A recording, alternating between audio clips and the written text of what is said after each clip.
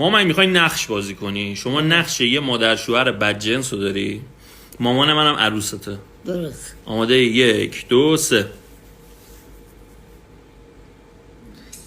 این چیه؟ اخمه. بعد نواد امروز اومدم اینجا خونه بچه‌مو ببینم.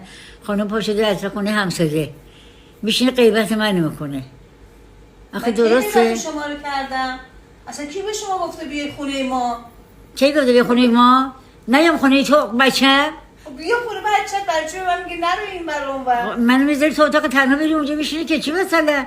خب چیکار باید بکنم؟ بی خود میکنی؟ شما بی خود میکنی؟ احترام دست من باش.